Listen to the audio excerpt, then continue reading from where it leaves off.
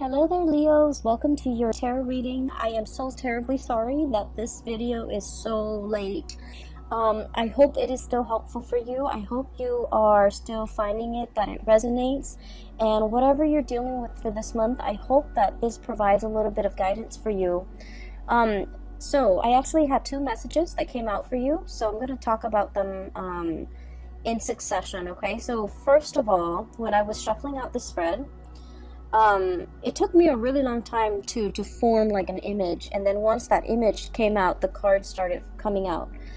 So what I saw was very distinctly, there's a man, he's driving down like a very mountain, hilly road, okay? It's a 2-lane street, and there are a lot of hills, so he's going up the hill, and he's in this really small, white, compact car.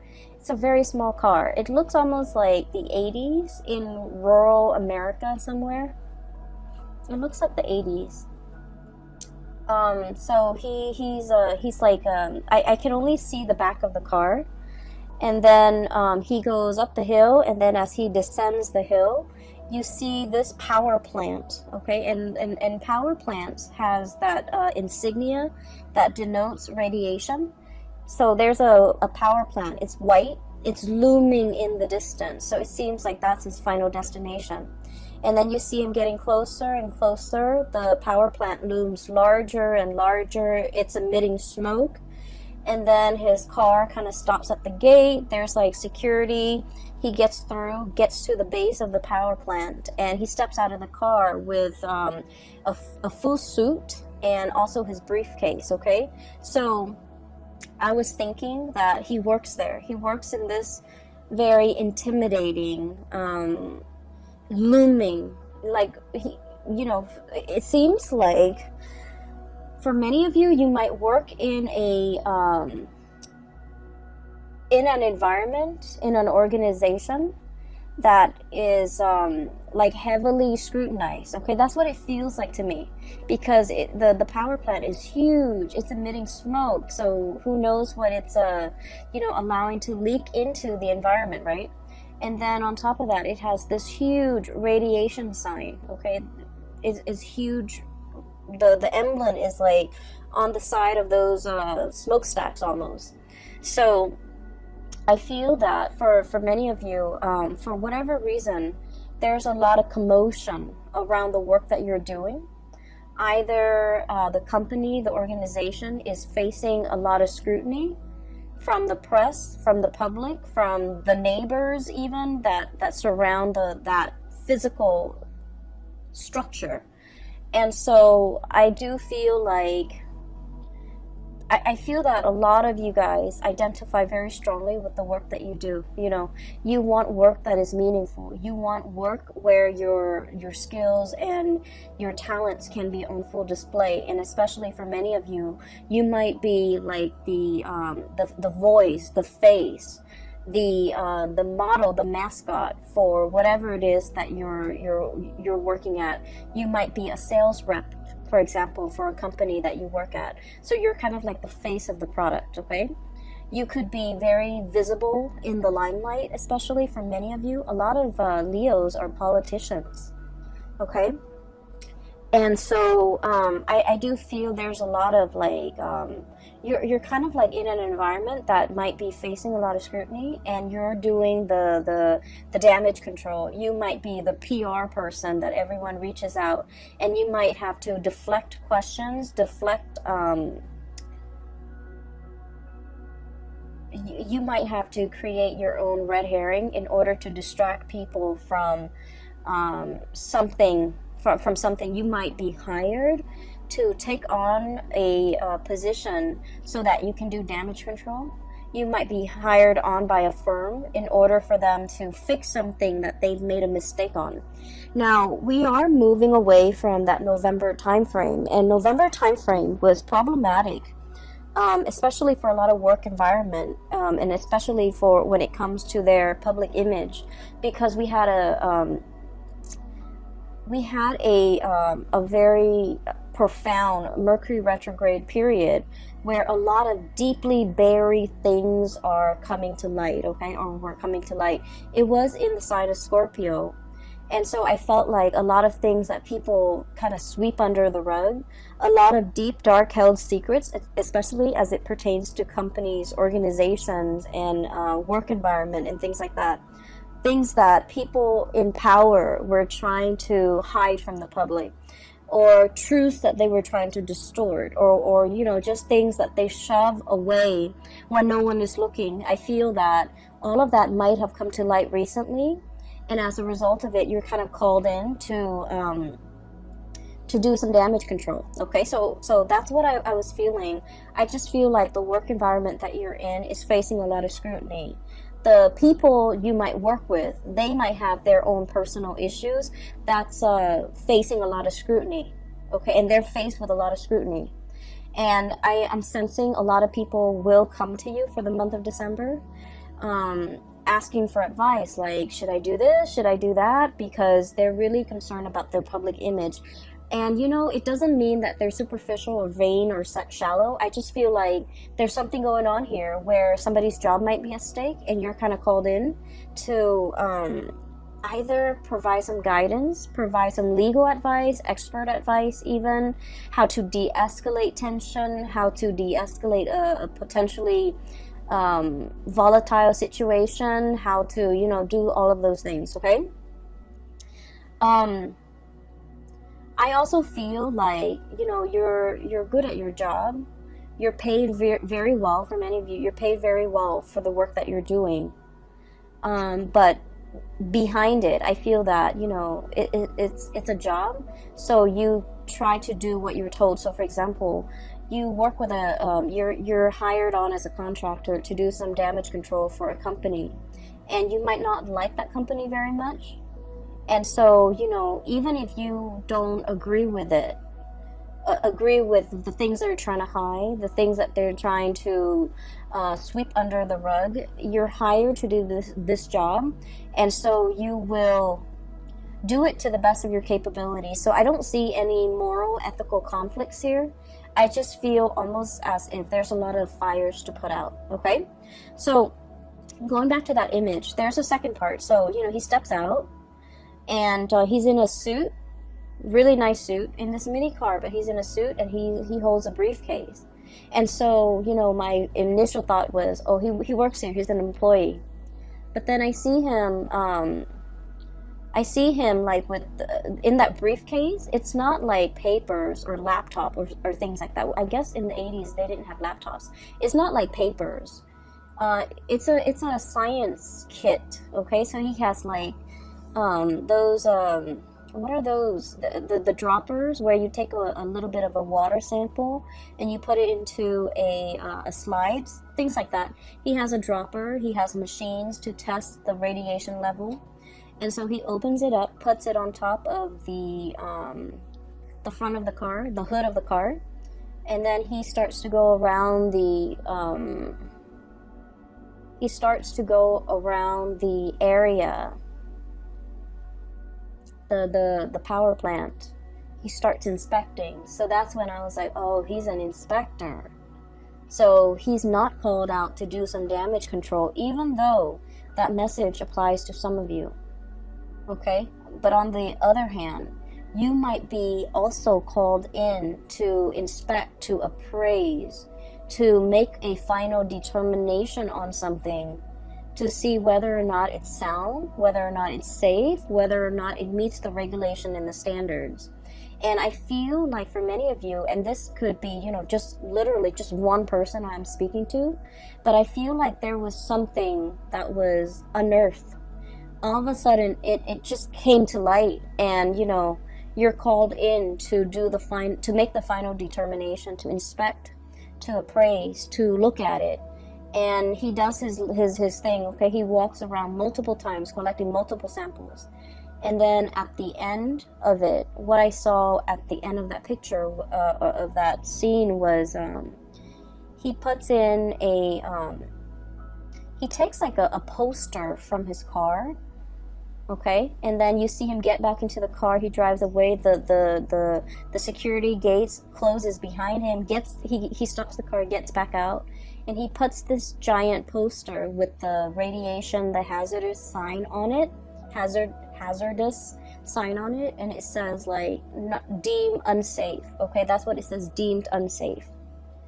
And so I feel that there's a situation around you where you guys are in a very important position to protect people from. Okay, you're bringing something to light so that people can be made aware, so that people can, you know, knowledge is power, right? But I feel like there might be something that is unsafe, that is unfit, and you're drawing attention to it. You're calling it for what it is, okay? So in a way, this could be in a work environment, but then I also feel that for many of you, the word unfit parent came in, okay? So you might be, for example, a social worker, where you're inspecting homes, the home environment. Is this a safe place for children to be in? You might be inspecting like a retirement home where they take care of elderly people. You might be inspecting like a preschool, even a high school. You might be like, you know, one of those superintendents or one of those inspectors, academic inspectors, to make sure something is meeting the requirements, it's passing, you know, the regulations and the codes, and make sure other people are abiding by it, because if they don't abide by it, it can cause long-term negative impact on not only, you know, the people that are involved, but the surrounding area. Hence this power plant, okay? It generates power for the entire area, and if something happens to it, it will affect negatively the entire area in terms of, you know, power surges, or even worse, like chemical spills and things like that. So I feel that you're taking your job very seriously, and you're wielding a lot of power. You're wielding a tremendous amount of power where what you say, what your findings are, what your final determination is, it will affect a lot of people. And I just have to say, Leos, you know, us fire signs were incredibly ethical. We try to always walk down that straight and narrow path, okay? We're humans. We do stray from it, okay? But I do feel that for a lot of fire signs in general, ethics and morality goes a long way. You know, there's always a right and there's always a wrong. And we don't really mix the two, okay? Water signs always know there's a right and a wrong, but they make justifications based on their emotional attachment to a specific outcome. Air signs can rationalize. They rationalize, well, it's wrong in this context, but it could also be right in that context. I feel like for a lot of fire signs, there's a right and there's a wrong, and no matter what the circumstance, you know, the circumstance doesn't justify whether or not something is right or wrong. Those things are not malleable. And so I feel that you are wielding a tremendous amount of power here, and you're doing the right thing, because you understand that by, I guess, succumbing to, you know, pressure, or by not listening to your own sense of morality, it affects a lot of people around you, a lot of people that might not even be family members, that you might not even know them, you know, personally, but it affects their families, it affects their livelihoods, it affects their health. And so you're doing everything that you can to make your final determination on something, possibly to close something down, to shut something down that's not healthy, or to, you know, or to like find justice in a situation, okay?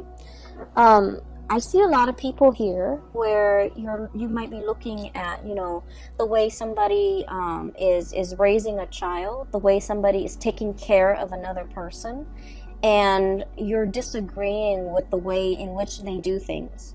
And for some of you, you know, it is the holiday season.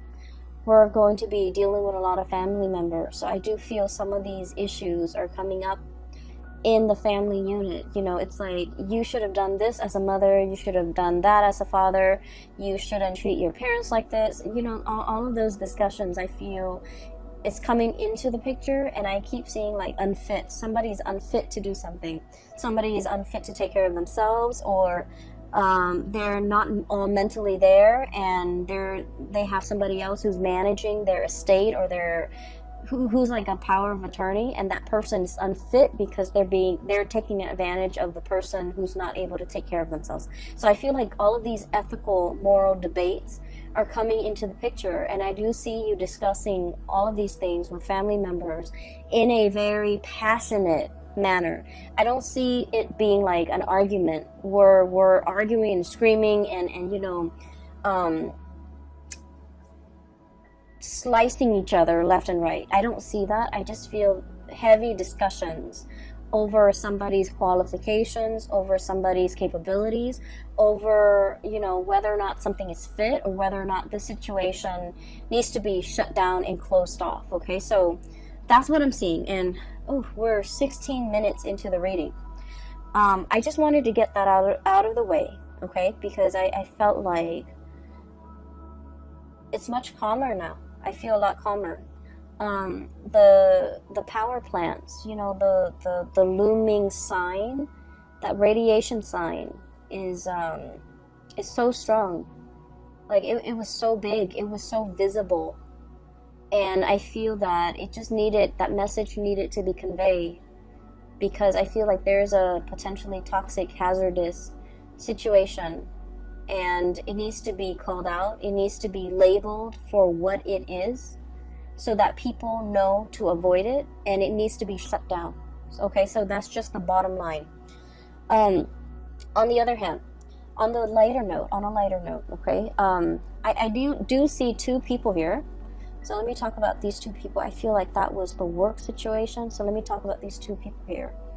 I have one person who is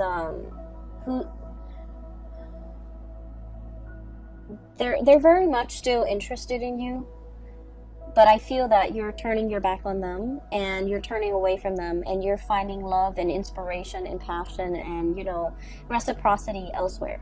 Okay, I feel that you are upset and frustrated with this person, and this person is showing up here as the Knight of Cups. Okay, it seems almost like he's got a blob. It's like a paper bag over his head.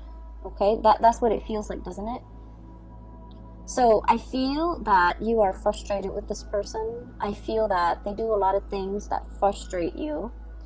I also feel like they're overly affectionate and possibly a little bit needy. And I also feel that they're looking for you, wondering what you're up to, thinking about you, possibly even, trying to reach out to you. And I feel that you respond when you want to, but this person is no longer kind of like your top priority. I feel like once upon a time, the love between the two of you might have been very hot and heavy, okay? Because I do see an energy of like opposites attract.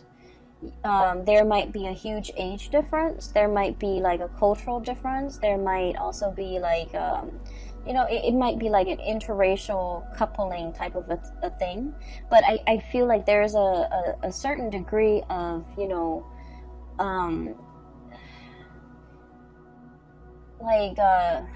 guys are very dissimilar, okay? Very different from one another.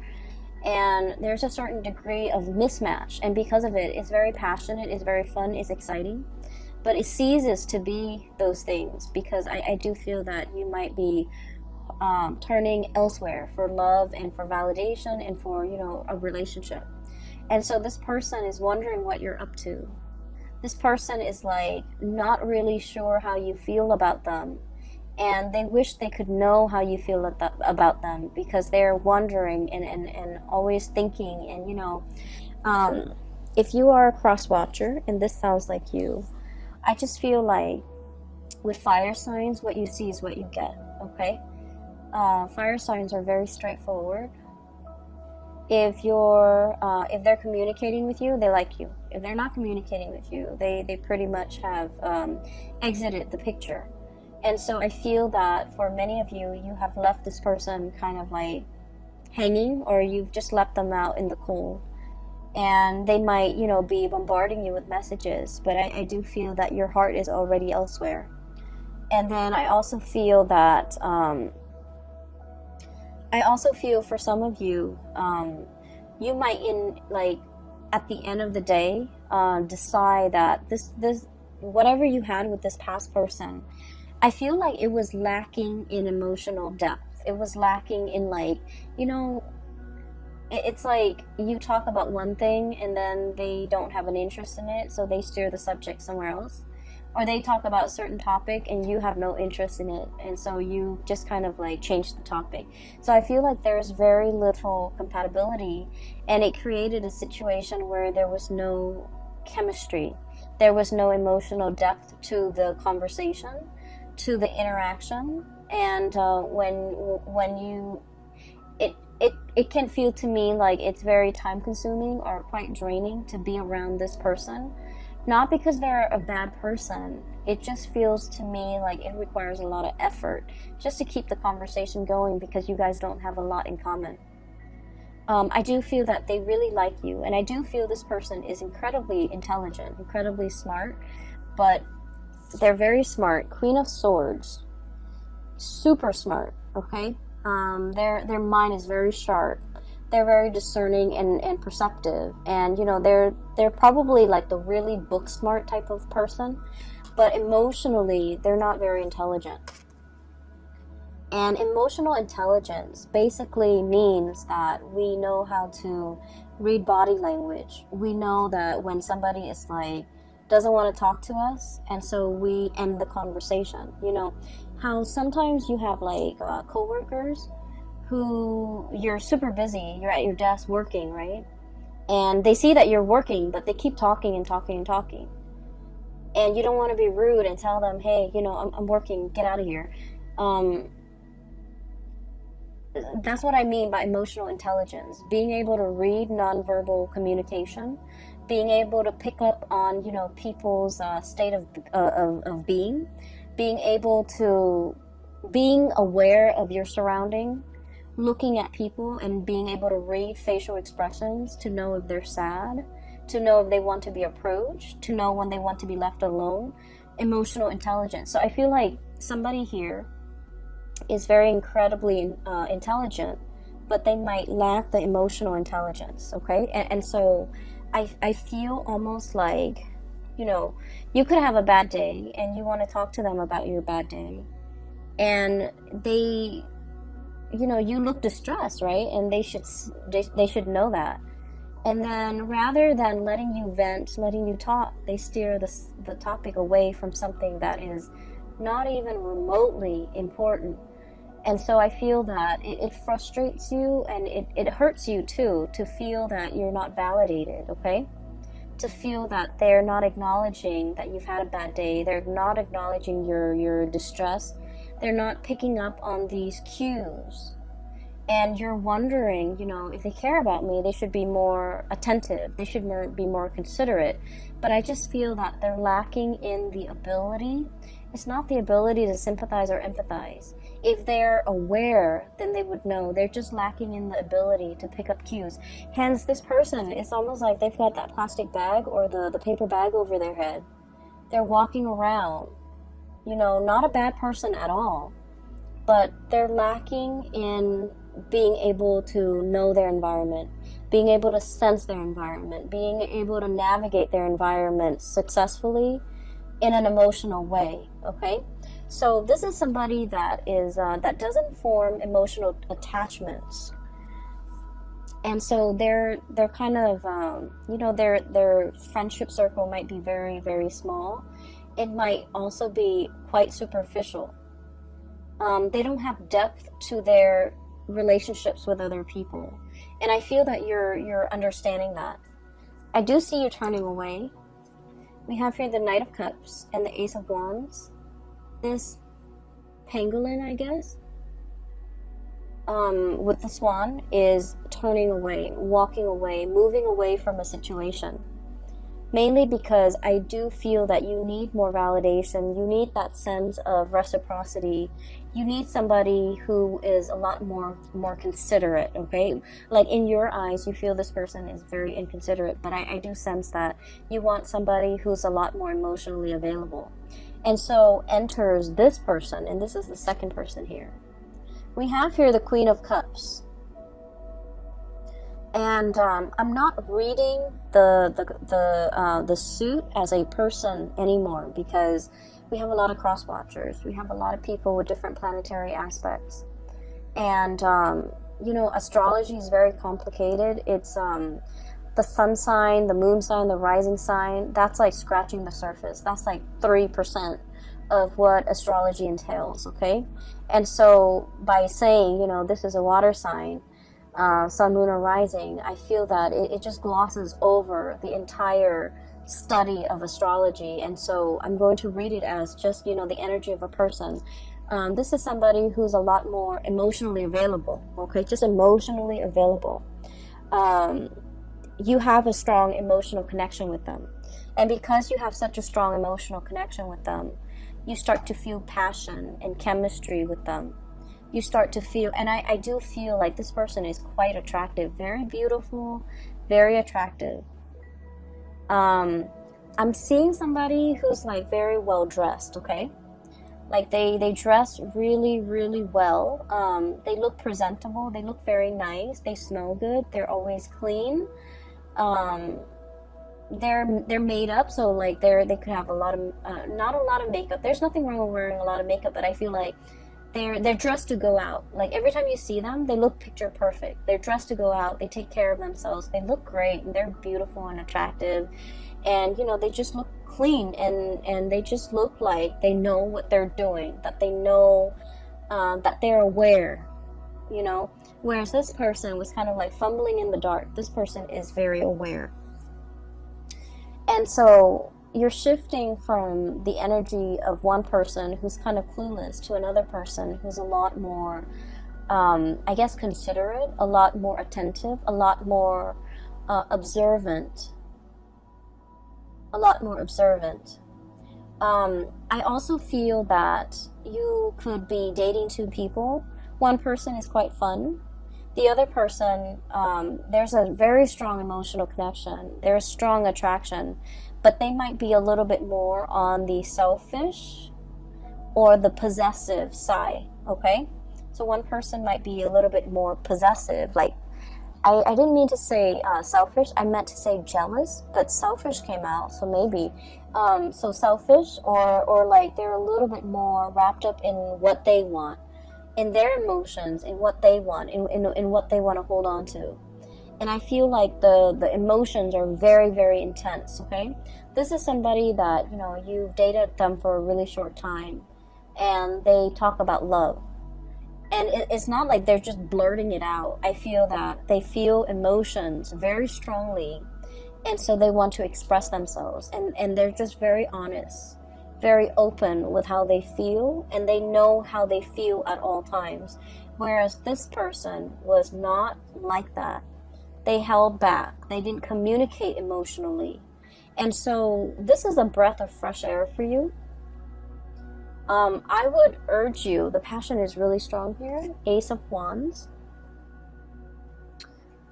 I would urge you to slow down. You're kind of like going from one extreme to the other. That's what it feels like to me. And so I would urge you to slow down, because I feel like this person over here, there's a lot of passion, there's a lot of chemistry. You guys are a very good match. But they might be in a position where, you know, they're thinking about like, let's put a ring on it. Let's get married. Let's start a family. And it's like 3 months in the 3 weeks into the relationship, and they're already planning these things. And so I do feel possessiveness. I do see a sense of jealousy with this person. It's someone who's fiercely loyal, but they're also fiercely protective of the things and the people that they love, okay? She's like gripping and holding on to this lobster. And then I also feel like the realization here with this Judgment card is you're a little bit taken aback by the intensity of this person. When you were dating this person, you wanted intensity. You wanted passion. You wanted intensity. And then, so this relationship was lacking in that. So you might have moved away from it. And now you're meeting exactly the person that you were hoping for. Intensity, passion. And then you realize that the intensity is too much. So you're kind of like stuck in this loop, okay? And that's what I mean by you're moving away from one extreme and landing yourself in the other end of the spectrum. And so if you're still dating this person, I almost feel like, it's that hazardous sign.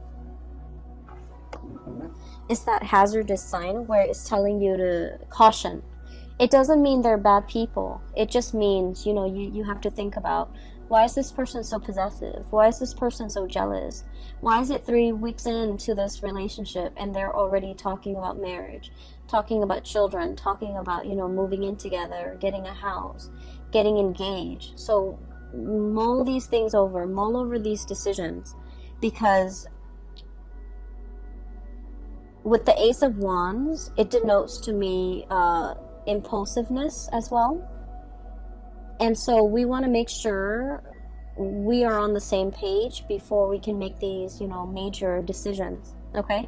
Especially if we have children in the picture as well.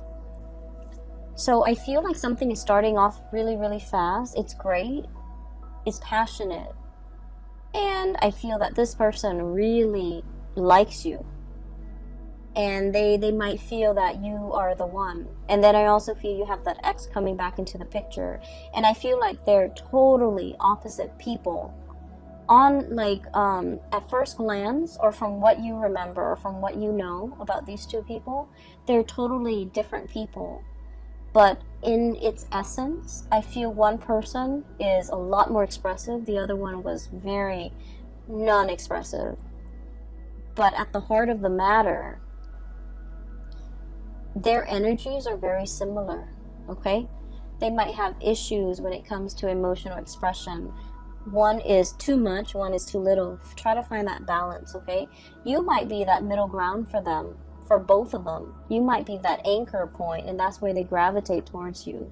So just be careful that you have to moderate a relationship. Just be careful that you have to be the one where the other person leans on, because that can create, codependency. So, you want to be careful of that, okay? The second image that I saw for you was, I see this dark corridor. It looks almost like a hospital or like a school. It has a lot of different rooms, and it seems very clean and kind of sterile. And it's dark. It's, I can see a little bit, like I would say 30-40% visibility. It's dark out, the hallway is very dark, and I see this man kind of walking down this corridor, and he can't really see, he can't really see, right? It's dark. So he's holding out his hands. He's walking slowly, he's holding out his hands, trying to feel, from where the walls are, what's in front of him, so that he doesn't trip and fall. So he's walking, and it makes me feel really uncomfortable. I'm looking at him walk down this hall, but I feel the discomfort because, when we're in that kind of an environment where we don't know what's underneath us, where we don't know what's 10 feet in front of us, it can feel very unnerving, and it can also feel just really uncomfortable, vulnerable and exposed and uncomfortable. Okay, those are like the messages that came through, especially like vulnerable. And so I do sense heavily that you're in a environment where something is very new, and it makes you feel a little bit vulnerable and a little bit exposed and a little bit uncomfortable as well. Do I take off running? Do I just run to the end of the hall and hope that everything will be okay? And what use is it if I'm meant to get hurt? Do I just get an early start and just run and make it fast and swift? Or do I slowly put myself through this agonizing discomfort, fear feeling around for what's in front of me, feeling around for what's around me, and prolonging the discomfort, right? So I feel like those are the thoughts going through this man's head as he heads down this hallway. From what I can see, the hallway is clear. There are no chairs just thrown about. There's nothing that can really hurt him. It's a sterile environment. And so I just feel like a lot of what you're experiencing is the novelty, the newness of a situation where you're going to have to kind of, it's like you don't have the map, you don't have the blueprint, you don't have the previous knowledge about the situation. And so you're kind of like thrown in and, you know, forced to figure things out. For some of you, you might be dating somebody who might have children, and you're doing this for the very first time. And you're just like, I don't know how this is going to play out, but, you know, I'll do it little by little. You might be like in a relationship, and you're meeting somebody's parents for the first time. And you're just like, I don't know, it's going to be, you know, a little bit strange, uncomfortable, awkward even. But let me just jump in and then feel things out.